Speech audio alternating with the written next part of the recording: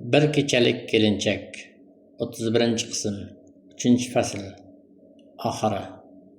Oradan 2 soatcha vaqt o'tdi. Nafisa hanuz kasalxona yo'lagi chetida o'rnatilgan o'rindiqlarning birida o'tirar. Afsuslar, alamlar tufayli ich-etini yerdi. Boshiga hadeb balo yog'ilaverishdan kuyardi. Goh xayolan onasi Nasibaning ruhiga murojaat etar, ko'mak so'rab yolvorardi. Ikki o'yi esa palata ichkarisidagi yigitda edi. Ishqilib o'lib qolmasa edi, Xudoyim, deya zorlanardi. Nihoyat palata eshigi ohista ochilib, xuddi kinolardagidek oldin vrach, ketidan dori-darmonlar solingan idish ko'targan hamshira qiz chiqishdi.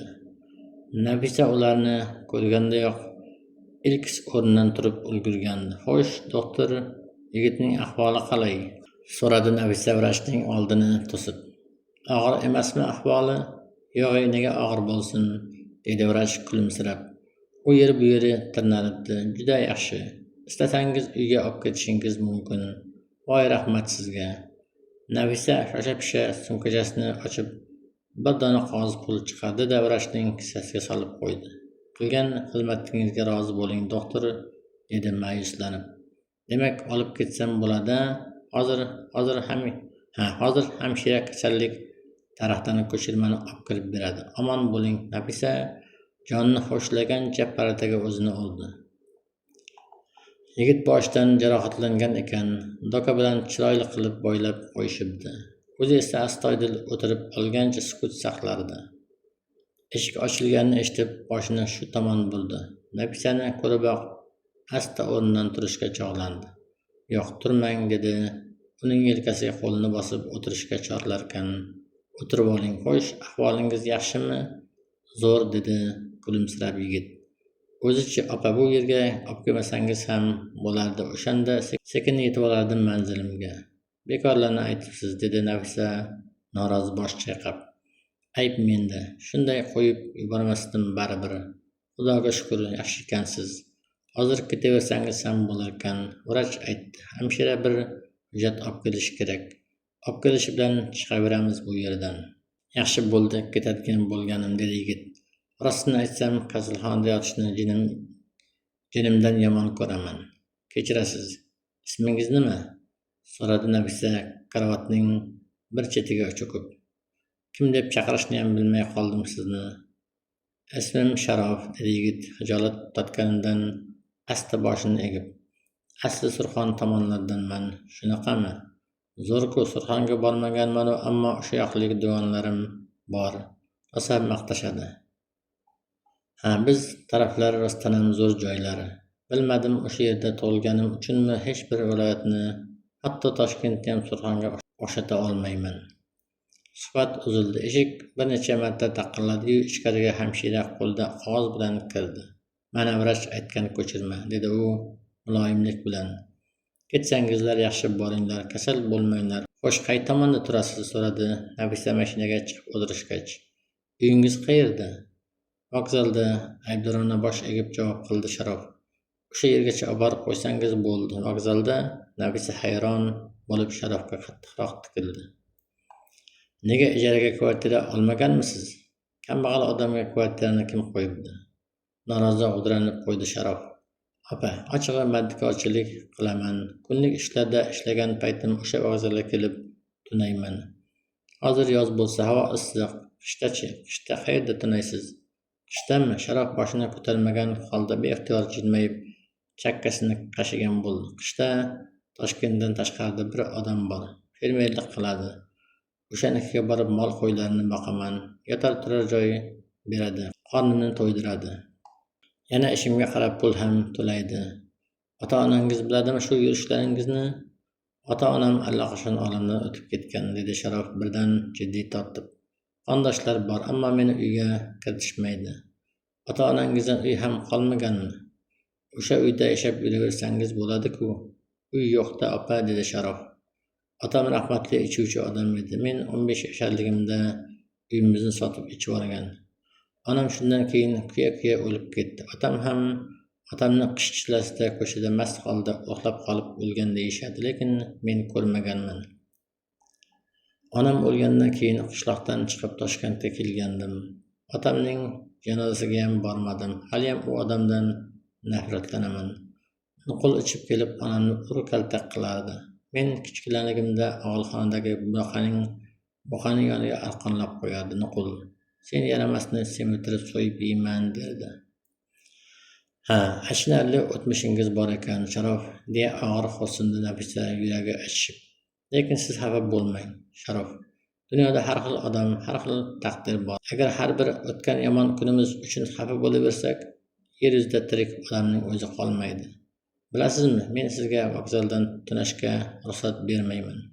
Vokzalda alkashlar tunaydi. Siz alkash emassiz. Menikiga boramiz. Ertadan boshlab boshqacha hayot boshlaysiz. Mardikor-pardikorga chiqmaysiz. Tushuntira oldimmi? Qanday bo'larkin, dedi Sharof o'ng'aysizlanib. Men sizga ortiqcha yuk bo'lishni xohlamasdim, opa. Shundog'am meni deb qorong'uga qolib ketdingiz. Sizni deb qolganim yo'q, dedi Nafisa. O'zim yo'l qo'ygan aybni yuvish uchun qoldim. Sizni o'sha ahvolda tashlab keta olmasdim-ku ko'chada. Xullas, nima deysiz? Mayli, sizga malol kelmasa bo'ldi-da, opa. Malol keladigan bo'lsa, taklif qilib o'tirmasdim. O'sha vokzalingizda qoldirib ketaverardim. Bo'pti, kelishdik, ketdik unda. Shu kecha tush ko'ribdi. Tushida onasi Nasiba hovliga kirib kelganmish. Ko'ppa kunduzi bo'lishiga qaramay hovli huvillarmish. Faqat qurqur chang to'zon aralash shamol ko'tarilib hovli qumga to'ldilarmish. Yana shamol birpas to'xtab turarmish-da, qayta ko'tarilib yig'lagan qumlarni ko'chaga uchirib ketarmish. Oxirgi bor shamol ko'tarilganda chang to'zon o'rniga oppoq harir libos kiygan Nasiba uchib kiribdi-da, hovli o'rtasida to'xtabdi. Shu tobda Nafisa yolg'izlik azbaroy joniga tekkandan alami kelib ho'ng-ho'ng yig'lar, chang to'zonga qarshilikli shamolda qo'rqib bir burchakka bukinib olganmish. Qo'rqma, qizalog'im, ovunchim, deya unga yaqinlashib 200 ni kaftlari orasiga olibdi Nasiba. Uning kaftlari shu qadar qaynoq emishki, Nafisaga bu tush yoqib kaftlarini mahkam ushlab olibdi. Men yoningdaman-ku har doim. Nega yig'laysan? Nega qo'rqasan? Shamol qo'rqityapti, oyi, dedi Nafisa onaning ko'zlariga javdirab boqarkan. Meni uchirib ketmoqchi bo'lyapti. Uchirib bo'pti, men yo'l qo'yarkanmanmi? Adabini berib qo'yarman, uchirsa. Sen mening yagona orzuyimsan. Ikki dunyo faqat o'zingga suyanaman. Biroq noto'g'ri yo'l tutib qo'yding. Sot do'konlarni, hammasini sot. To'y qilamiz, seni erga beramiz. Nasiba shunday deb 10 kaftini oldinga cho'zgan ekan, xuddi ertaklardagi kabi mo'jiza yuz beribdi. Onasining qo'lida oppoq kelin ko'ylak paydo bo'libdi. Ko'ylak o'zidan shu qadar yorqin nur taratarkanki, Nafisaning ko'zlari qamasha boshlabdi. Mana sening baxting, deya unga ko'ylakni tutqazibdi Nasiba. Ichkarida kuyoving berkinib oldi. Mening kelganimni eshitib, ayt, qo'rqmasin mendan. U sho'rlik ham o'zimga o'xshab qiynalgan. Ko'ngli juda toza. Sen unga turmushga chiqasan. Men kelib albatta to'ylaringni boshlab turaman. Mana shu uyni ham sotib yuboringlar. Bu hovlini ajinalar makon tutgan. Sizlarga ziyon yetkazaverib bezor qiladi. Men Sharofga tayinladim. Qayerga borishni shunday debdi-yu, Nasiba ikki qo'lini yuqoriga ko'tarib, shu zahoti bor bo'yi bilan yerdan uzilib, ko'z ochib yumguncha osmoni falakka ko'tarilibdi-yu, g'oyib bo'libdi. Nafisa kech uxlashga yotganiga qaramay uyqudan erta tongda tiniqib uyg'ondi-yu, dast o'rnidan turib derazadan tashqariga qaradi. Chamasi hanuz ko'rgan tushi ta'siridan chiqa olmay hovlidan onasini qidirgan bo'ldi. Tashqarida shamol esmayotganiga qaramay u yer bu yerga qum aralash, shox-shabalar yig'ilib qolibdi. Xizmatchilar supur-sidiriq qilmayotganidan jahli chiqqan bo'lib derazadan boshini chiqarib hovliga yaxshiroq razm soldi. Yo'q, xizmatchisi hovlining narigi burchidan supurishni boshlagan ekan. Sal ko'ngli tinchlanib ichkariga nazar tashladi. Ikki yoniga kreslo qo'yilgan shishali stol ustiga qog'oz qo'yilibdi. Xatga o'xshadi. Nafisa hayron bo'lgancha shosha-pisha qog'ozni qo'liga olib xatni o'qiy boshladi. Xatda shunday deyilgandi. Opa, men shu kecha umrimda birinchi marta tinch uxlabman. Tanimayman-u, ammo bir ayol tushimga kiribdi. Nafisaning onasiman. Sening taqdiring u bilan bog'langan. Yaxshi tinch yashanglar. Sizlar baxtli bo'lasiz. Uni ranjitmagin. Nasib bo'lsa serfarzand, serdavlat bo'lasizlar. Tez Toshkentdan ketib olis bir cho'lga boringlar. U yerda sizlarni qaynoq va osuda hayot kutyapti, deb tayinlabdi. Men uyg'onib ketdim. Shundan keyin shu xatni yozdim sizga. Faqat jahlingiz chiqmasin, iltimos. Opa, hammamni orzulabdi-da deb o'ylamang. Men shunchaki ko'rgan tushimni qog'ozga tushirdim xolos. Sizga hurmat bilan Sharof. Nafisa xatdan shu qadar qattiq ta'sirlandiki, yugurgancha Sharof yotgan xonaga kirdi. U ham allaqachon uyg'onibdi. Derazadan tashqariga qaragancha sukut saqlardi. Nafisaning kirib kelganini payqab shosha-pisha o'rnidan turdi va aybdorona bosh egdi. Nafisa gapni nimadan boshlashni bilmay birpas ikkilanib turdi. Shu bahona Sharofga zimdan nazari soldi. Aftidan uning yuzlaridan, ko'z qarashlaridan samimiylik balqib turardi. Nafisa bu soddadil yigit samimiy ko'ngilda g'araz yo'qligiga sira shubha qila olmadi. Tag'in bir muddat unga tikilib turgach so'z qotdi. Bu nima o'zi? Mo'jizami? Nahotki ikkimiz ham bir xil tush ko'rgan bo'lsak, nima bu? Sharof, bilmadim opa, deya oldi zo'rg'a shivirlab Sharof. Ilgari umuman tush ko'rmasdim. Bugun esa u ayol juda chiroyli, basavlatli ekan. Hatto tushimda ham rosa o'ng'aysizlandim. Nega o'ng'aysizlanasiz? So'radi Nafisa vujudining qayerdadir titroq tuyib. Shunchalik tortinchoqmisiz? Bilmadim. Oldin unday chiroyli ayollarga duch kelib ko'rmaganman-da. Mandikorda yursam ham shunday ayolga duch kelsam, negadir gapiradigan gapimni ham unutib qo'yardim. Xo'sh, endi nima qilamiz? So'radi Nafisa battar to'kilay deb.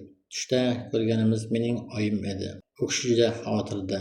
Bilmadim opa, dedi Sharof yelka qisib. Axir siz badavlat, xuddi oyingiz kabi chiroylisiz. Menga kim qo'yibdi? Unday demang. Men ham farishta emasman. Xuddi sizga o'xshab bu yorug' dunyoda yolg'iz qolib ketaverganman. Yosh boshimga kelagicha birovlar yog'ilib ulgurdi. Rostini aytsam, juda jonimdan to'ygandim. O'sha sizni mashinamda urib ketgan paytim ham bir maraz bilan urushib qolib, achchiq usta tez ketayotgandim. Xayriyat, sizga hech nima qilmadi. Yo'qsa bu zarbani sira ko'tara olmasdim. Menga qarang. Necha yoshdasiz o'zi? Sizdan 2 yosh kichikman xolos, dedi Sharof hamon bosh eggan kuyi jilmayib. Voy, mening necha yoshdaligimni qayerdan bilasiz? Xonadagi onangiz bilan tushgan suratingizni ko'rib qoluvdim. O'sha yerda yozib qo'yilgan ekan. Ha, shunday demaysizmi? Ha, mayli. Xo'sh, bu yog'i nima qilamiz endi? O'tiraveramizmi shunday? Oyingizning qabriga borishimiz kerak shekilli. Tilovat qilish kerak. Keksalar shunday deyishardi. Xo'p, keyinchi? Keyin Sharof birpas sukut saqlab turdi-da, har qalay boshini ko'tardi. Bu galgi tovushi dadilroq ham chiqdi. U kishining vasiyatlarini ado qilish zarur bo'lsa kerak. Har holda aytdingiz-ku, siz ham shunday tush ko'ribsiz. Tag'in bilmadim. Xo'p, ketdik unda. Qolgan gaplarni yo'l-yo'lakay gaplashaveramiz. Faqat iltimos, shu siri bo'ling. Tortinchoqlikni tashlang. Hayronman. Shunday katta shaharda tortinchoqlik bilan qanday kun ko'rgan ekansiz? Odam sal dadil, tezkor bo'lmasa bu shaharni yutib oladi-ku. Menga qolsa bu shaharda bir daqiqa ham qolmasdim, dedi Sharof. Jonga tekkan shaharlari. Buni mendan so'rasangiz yaxshi bo'lardi. Shunday uyim, pulim bo'lsa ham baribir shaharda yashash jonimga tekkandi. Unda bir zo'r joyni bilaman, dedi Sharof yanada jonlanib. Cho'l yer. Agar mol qo'y sotib olib fermerlik qilsak, zo'r yashashimiz mumkin. Uy quramiz. Men mol qo'y boqishni bilaman. Yo'g'ay, deya kuldi Nafisa. Nahotki men sizni Nafisa aytmoqchi bo'lgan gapini tilga ko'chirishni xohlamadi. Sharofni ranjitib qo'yishdan cho'chidi. Indamaygina tashqariga chiqdi-yu, xizmatchilarga qilinadigan ishlarni tayinlagach, mashinaga o'tirib motorga o't qo'ydi. Qabriston baribir qabristonda. Chin ko'ngildan duo qilgan bandasiga Allohning o'zi madadkor bo'ladi. Allohning karomati bilan bu maskanda abadiy uyquga ketgan jasadlarga tegishli ruhlar duogo'ylarning qo'ltig'iga kirib, ularni yiqilishdan, oqinishdan asraydi. Yana yaratgan egamning irodasi bilan yaqinlarining ko'ngliga xotirjamlik hadya etadi. Agar mazlumga aylangan bo'lsa, mazlumlik qardan xalos bo'lishda ko'maklashadi. Nafisa ham onasi rahmatlining qabri tepasida uzoq o'tirib qoldi. Sharofning qasdi noqulay bo'ldimi, ovoz chiqarmay xayolan onasi bilan tillashdi. Oyi, tinch yoting endi bu yoqqa, dedi ayolan. Men sizsiz yorug' dunyoda qolib ketib juda yomon boqindim. Ko'ksim parchalanib ado bo'layozdim. Endi siz vasiyat qilganingizdek yo'l tutaman. Shunga qaror qildim. Faqat o'zingiz qo'llab turing. Qizingiz uzoq bir qishloqqa ketib qolishga ahd qildi. Yonimda o'tirgan mana bu kamsuqum yigitni Xudoning o'zi yuborgan shekilli. Aks holda ikkimiz ham bir xil tush ko'rmasdik. Demak, Xudoning o'zi sizga tayinlagan shu yo'l to'g'riligini aytgan. Men vasiyatingizga amal qilaman, ishonaman. Shu yigit meni balolardan himoya qiladi. Menga tirgak bo'ladi. Aytgancha, oyi, nima desangiz dengu, ammo otamni ham olib ketaman o'zim bilan. Men u odamni katta shaharda taqdirning ixtiyoriga tashlab keta olmayman. Shundoq ham sho'rlik tildan ayrilib tamom bo'lgan. Qabringiz tepasida o'tirib so'zsiz duo qilishlarini bir ko'rsangiz edi. Mening yonimda bo'lsa yaxshida. Har holda farzandiman. Keksaygan chog'da xor qilib qo'ya olmayman. Kechiring, tez kelib sizdan xabar olib turishga va'da beraman. Hozircha xayr, oyijon, tinch yoting. Agar Allohning o'zi bandasi taqdirini belgilab qo'ygan bo'lsa, u chizilgan chiziqdan chetga chiqa olmaydi. Nafisa dastlab onasi kabi tadbirkor bo'lib, katta davlat orttirishni orzulagandi. Bu orzusi unga ish bo'la olmadi. Alloh shuni istadi. U onadan qolgan biznesni sotib pullarini bankka joyladi-yu, Sharof bilan birga olis bir qishloqqa jo'nab ketdi. Otasi Bilolni ham tashlab qo'ymadi. U ham qizining qistov bilan yo'lga otlandi.